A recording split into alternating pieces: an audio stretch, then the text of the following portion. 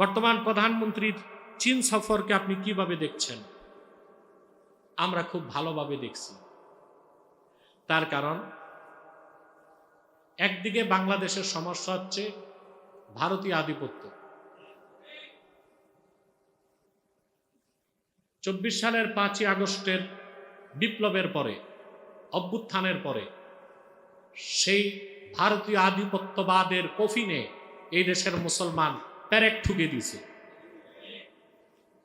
কিন্তু একটা কথা আছে, মালাউন কা বাচ্চা কবি নাহি আচ্ছা, কুছ ভি নাহি সুয়ার কা বাচ্চা। বিভিন্ন সময় রাজনৈতিক বিষয়গুলো নিয়েও আমাদেরকে ব্যাখ্যা দিয়ে থাকে, দেই আমি।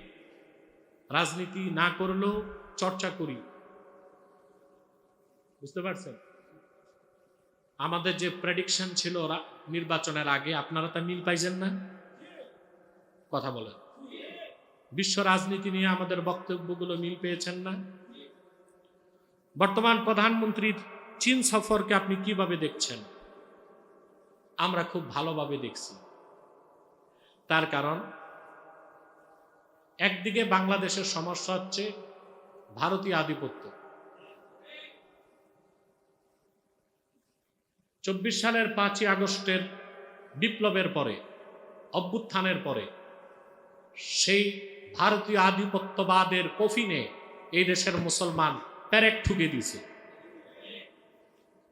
কিন্তু একটা কথা আছে, মালাউন কা বাচ্চা কবি নাহি আচ্ছা, কুছ ভি নাহি সুয়ার কা বাচ্চা। এগুলো কোনোদিন ভালো হবে না।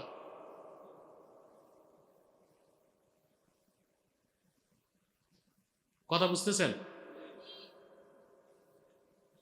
ওরা বাংলাদেশের বিরুদ্ধে দুশ্মনী করেই যাচ্ছে, ভিসা দেয় না।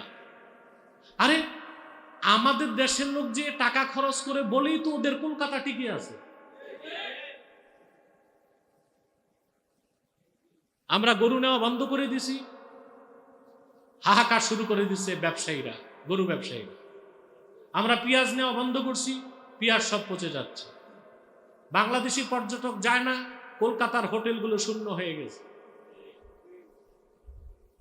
তো ভারতীয় আধিপত্য এটা কখনো আর বাংলাদেশে ফিরিয়ে আনা যাবে না। প্রয়োজনে আরেকটা যুদ্ধ করতে হবে। পাশাপাশি আছে আবার মার্কিন আগ্রাসন। আমেরিকাও চাচ্ছে ইন্দো প্যাসিফিক অঞ্চলে ঢুকতে আর বাংলাদেশকে তার বলয়ে আনতে। কথা বুঝেন না? তো রাজনীতিতে একটা কথা আছে, শত্রুর শত্রু আমার মিত্র। চায়না হচ্ছে ভারতেরও শত্রু, আমেরিকারও শত্রু। অতএব এই ভারতীয় আধিপত্য আর মার্কিন আগ্রাসনকে ধূলিসাৎ করতে চায়নার সাথে লুক ইস্ট, পূর্ব নীতি, লুক ইস্ট, পূব দিকে দৃষ্টি দিতে হবে পররাষ্ট্রনীতিবিদদের। দেশকে, সরকারকে চায়নার সাথে মজবুত সম্পর্ক করতে হবে। এবং এটা আমি খুব ভালোভাবে দেখেছি। চায়নার সাথে সম্পর্ক মজবুত করতে হবে, আমেরিকাকে ম্যানেজ করতে হবে, আর ভারতকে দিতে হবে শুধু লাঠি।